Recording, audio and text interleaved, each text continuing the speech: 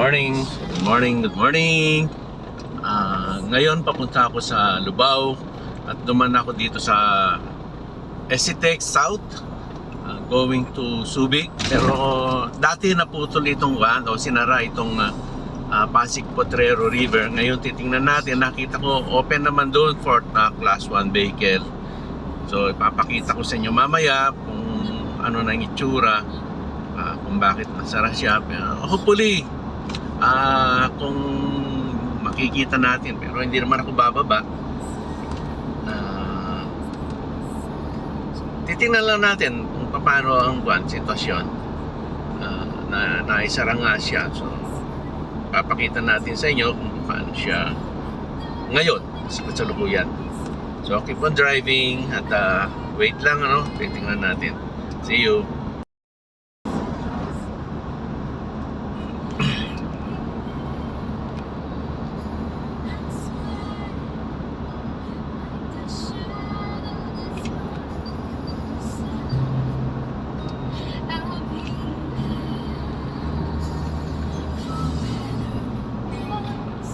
So dito mayroon na tayong nasusundan na isang passenger type jeep. Hindi naman pampasada siya, pero yun nga, passenger type siya. Ito ngayon,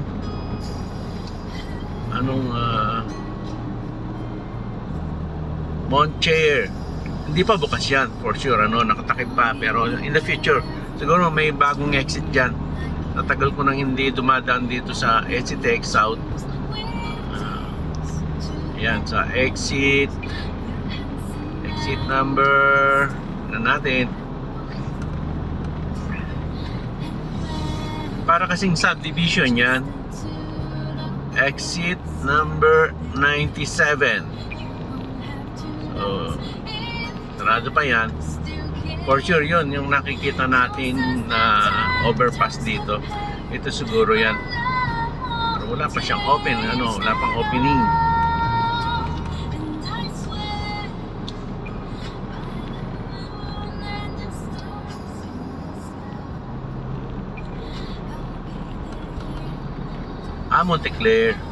Monteclair, ibang basa ko kanina. Subdivision nga siya. Ayun, Montclair. Yan. Yun, sarado pa,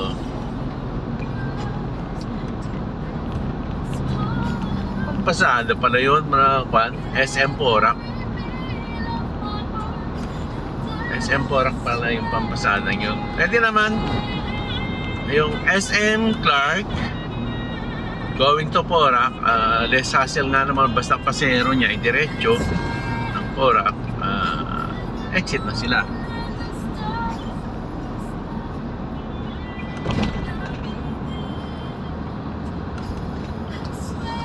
By the way, ang punta ko sa Lubao, pero hindi ako magpo-Florida Blanca, kasi pag mag-Florida Blanca exit ako, may kalayuan, pupunta ko sa Lubao. So dito na lang ako sa Porac mag-exit.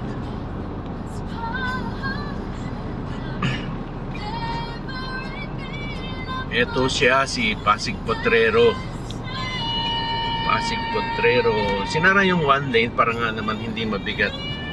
Ayan, pakita ko lang, tuloy pa rin ang quarry dun sa gilid. Yan, I do believe ang ilalim nito, mga poste niya, na-scour noong 2 linggong ulan. Yan, natatagalog na, nakakapampangan tayo, ulan kasi is uran sa Kapampangan. May pagkahapon yata kami. So Porac is about 500 meters from here.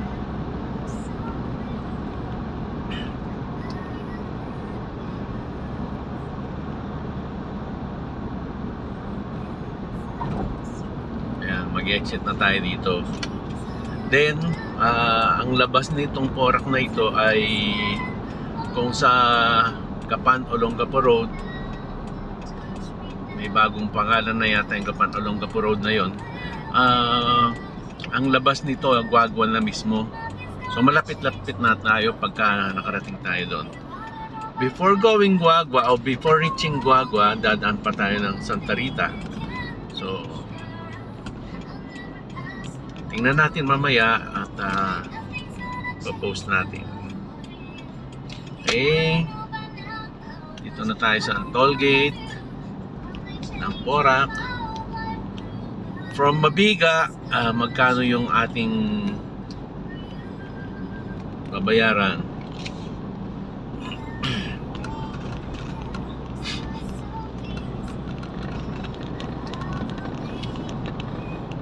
So yung mga kababayan natin taga Porac, familiar sila rito.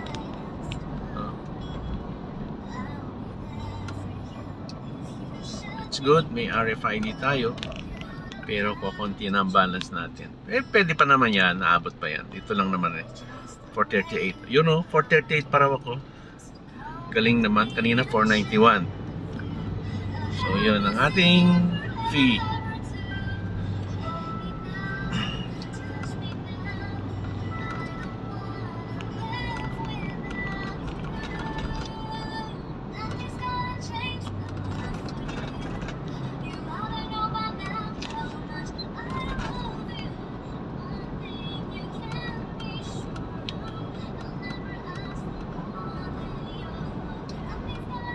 By the way, 4 wheels tayo ngayon. Medyo nalilito ako rito. Kung hindi ka sanay, diretso ka doon. By the way, ito na po yung Alvenja, no? Alvenja, hindi ka diretso doon. Ayan.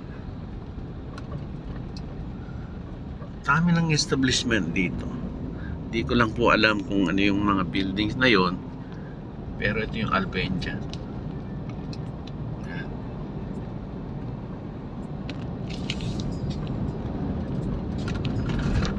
May bagong subdivision doon sa kanan kanina. Dati kwan yun, Lahar area yun.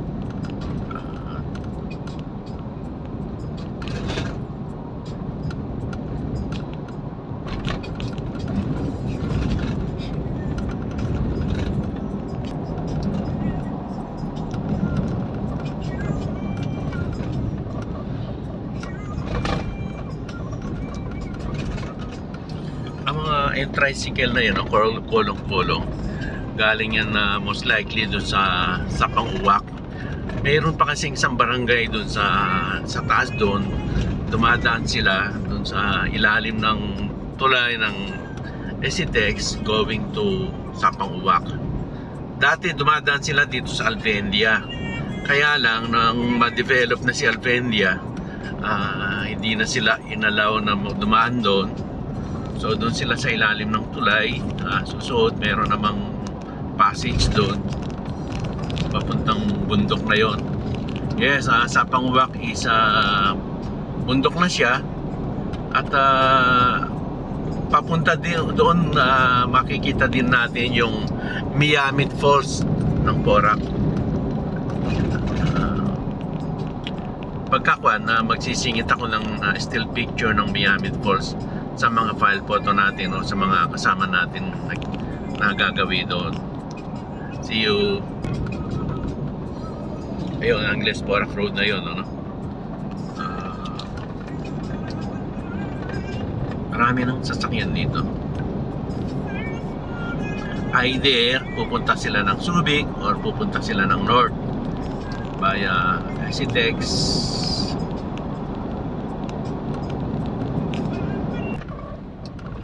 Dito na yung exit ng Porac.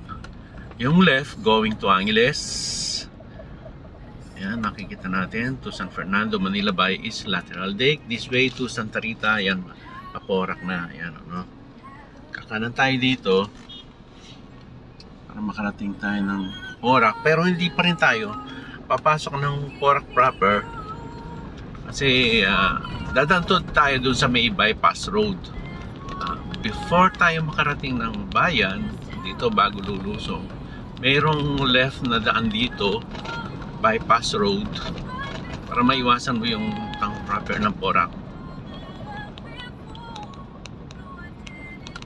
Then kakaliwa tayo dito, passing Pulong Santol, Santa Rita, and then Guagua na. bago labas natin. Going to Olongapo na yon.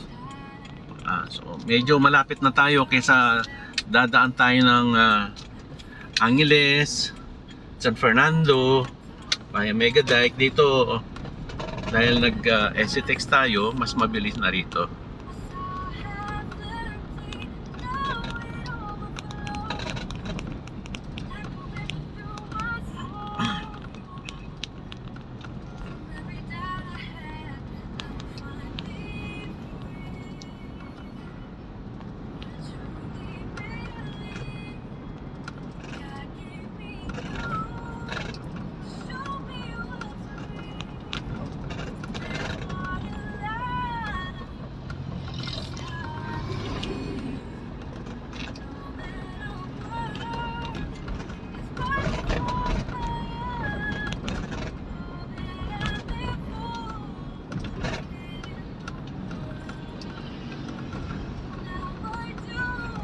By the way, hindi ito pa. Cellphone lang ang gamit ko ngayon.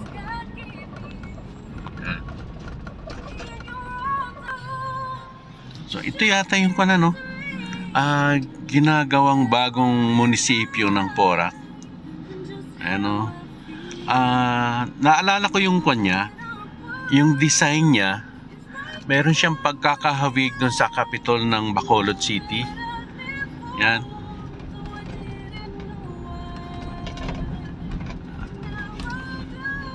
So, eventually, maganda siya, oh. Para siyang Kapitolyo, oh. Yan, oh.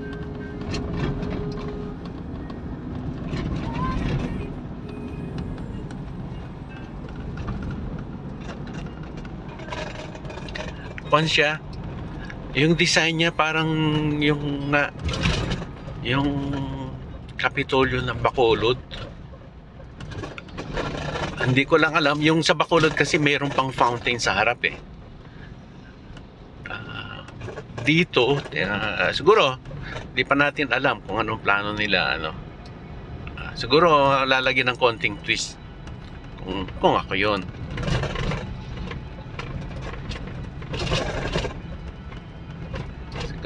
Siguro in the future, mapapasok din natin yun pagka natapos na siya. Ang daan dito sa Porac, kahit na konkreto sila, laging nababasag yung kalsada. Gawa ng mga naghahakot ng buhangin, mga ganyang truck, oh. Mga naghahakot ng buhangin, yung mga quarry ba?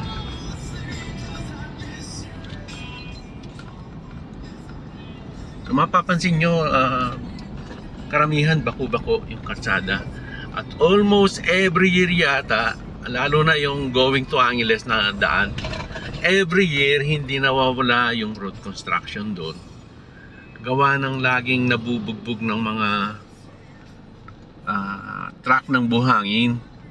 Alam naman natin yung Porac, Lahar area, quarry area, dito ang kayamanan ng Pampanga na isa sa pinagkukuhanan ng kanyang mga finances, revenues, yung buhangin.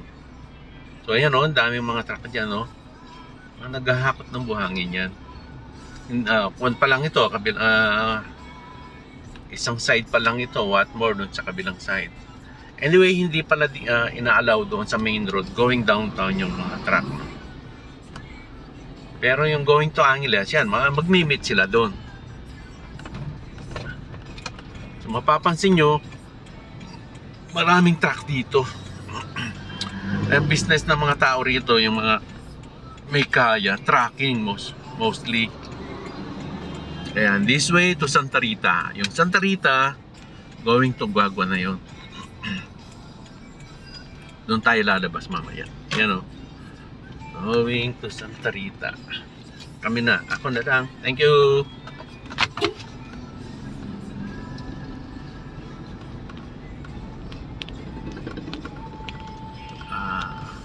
Paumanhin kung medyo magalaw ang ating video. Walang stabilizer. Anyway, hindi ko naman Hindi ko naman kino-commercialize ito. Kung ngayon ka, kung mamo-monetize, thank you. Ito, bago na rin itong establishment na to. Tagal ko na palang hindi napupunta rito. May bagong building na rito. Yan.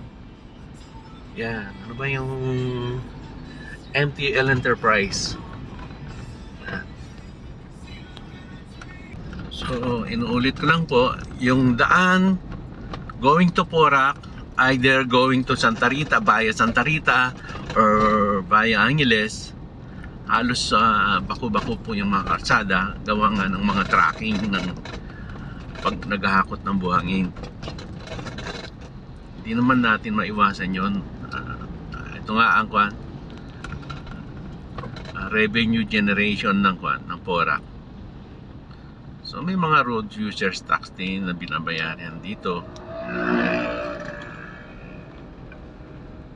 Brother, saan ka ba? Nakasignal ka? Saan ka pupunta? Bakit ang tagal mo magdesisyon? Saan ka ba? Yan. Muna. Okay. Yan o. Yan o. Basag-basag yung natuklap-tuklap yung natuklap-tuklap yung asfalto, crack yung semento.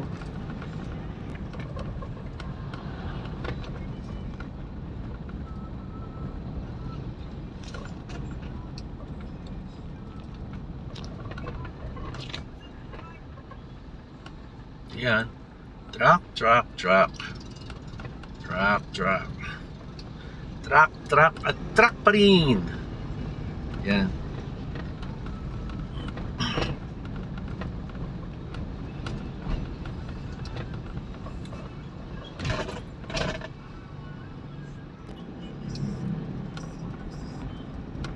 Yan.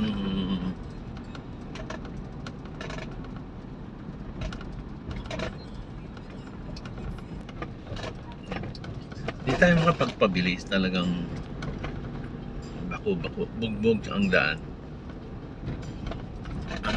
Ito na, Pulong Santol na ito.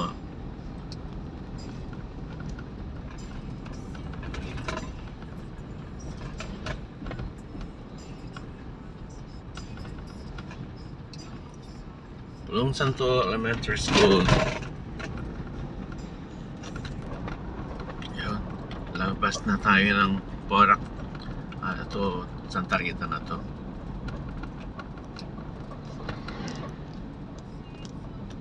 So ngayon nasa Santa Rita na tayo. Last yata kanina yung Pulong Santol, ano? Sandali na lang to, lalabas na tayo ng Olongapo Gapan Road.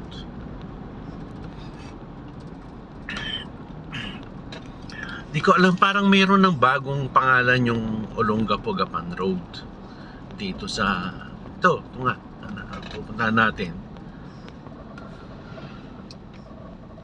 Whatever it is, yun pa rin ang matatandaan natin, Olongapo Gapan Road. Gapan Nueva Ecija, Olongapo, going to Olongapo Zambales. Ayan.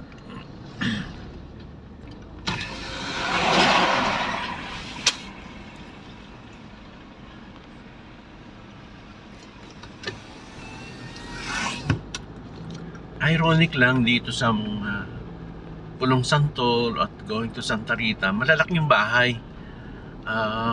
Parang yung iba may mga tracking din yung iba eh. And iba, siyempre mga businessman yan, mga businessmen. So, business persons. May mga legal term daw ngayon. Wag yung businessman, chairman, hindi, chairperson. Yan. Mga legal term. Gender sensitive tayo.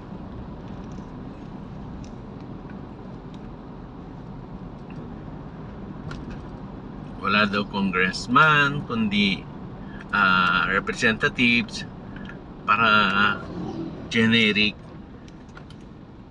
Pero nga naman sa lahat.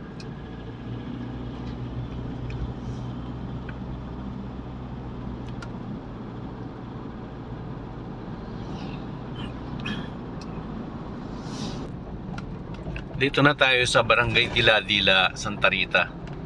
So, malapit na tayo dun sa exit ng segment natin ay puputulin natin pagdating natin sa kanto ng Santa Rita, Guagua, Olongapo-Gapan Road. At by the way, kung nga pala, no, papunta ako dun sa Lubao para mag-attend ng isang learning event. Actually, second day na ito. It is a 3-day event, learning event. Hanggang bukas siya, Friday.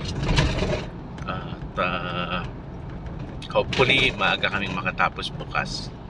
Yung mga iba pang gagawin. Pero as program, hanggang Friday afternoon siya. Ang aming learning event. Okay, modern term natin ngayon, yung medyo sabihin nating higher English, imbes na seminar na dati nating tinatawag seminar or training, ang tawag natin ngayon ay learning event. Medyo higher English tayo. So word for the day, matagal naman nating alam na yung seminar or training ay tinatawag na ngayon nating learning event. For a change naman, para medyo higher ang ating English. Yun ang mga legalistic natin. Ayun, malapit na meron ng araw ng Guagua, National Road yung kanan, Natividad pala. Natividad yung kanan. Barangay Natividad ng Guagua. Going to right.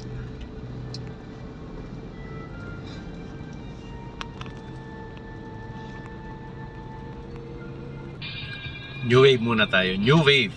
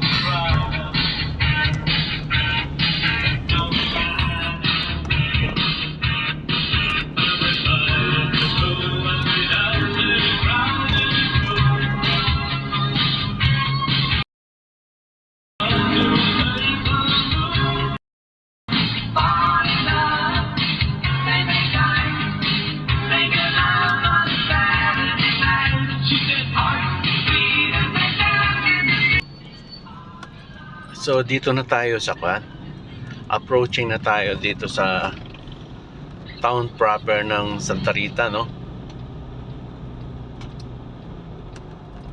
Nainip ako pero ganun pa rin, mas mabilis pa rin dito na dumaan kung pupunta ka ng Guagua or Lubao. Kasi kaysa makikipagsiksikan tayo sa Downtown Angeles, San Fernando, dami na rin mga sasakyan kasi doon kasi may mga pabrika tayo, tapos mga nagtatrabaho, nag-opisina doon sa going to San Fernando, at dagdagan mo pa ng SM sa may Stella Bastagan, kaya mas mabilis dito kaysa dadaan ka ng doon sa MacArthur Highway going to San Fernando, then Bacolor, mas matraffic. Dito labas natin Guagua na. Ayan, downtown na, yung pinaka bayan na ng Santa Rita. Yung mga taga Santa Rita, shout out sa mga taga sa inyo. Shout out sa mga taga Santa Rita. Ayan, medyo kulang ako ng practice ng dila. Medyo natatang twister ako. Again, may mga truck pa rin dito. Yung truck ng may extension pa sa taas. Brother, maipit ka sa traffic.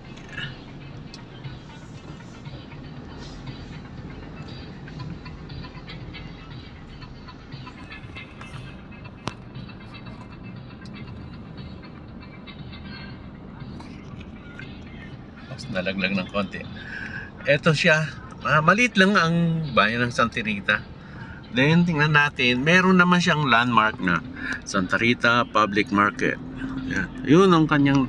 May loob pala doon. Sa palengke. So again, truck at truck pa rin.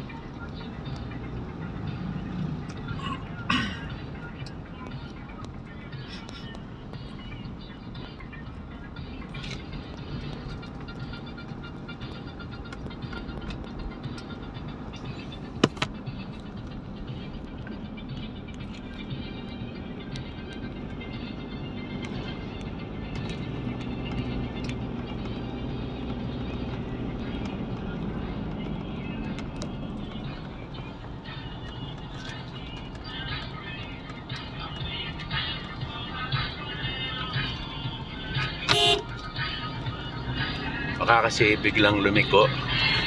Binurn ko lang siya.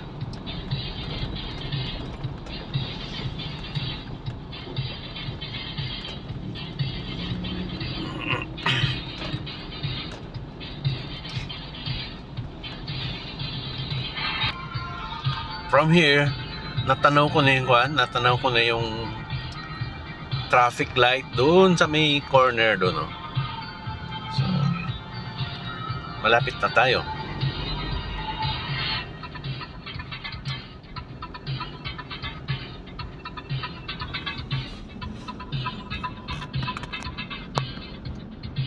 Ibig sabihin, malapit na tayo.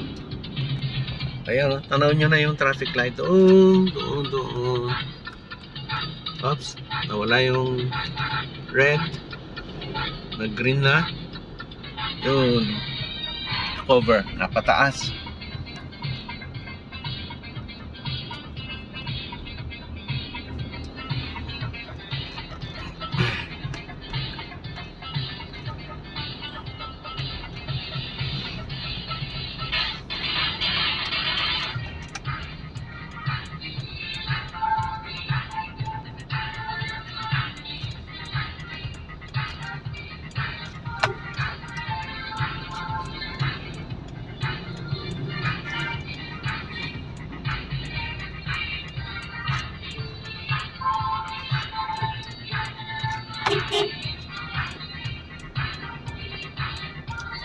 So dito kakanan na tayo at dito na tayo mag-e-end ng ating segment.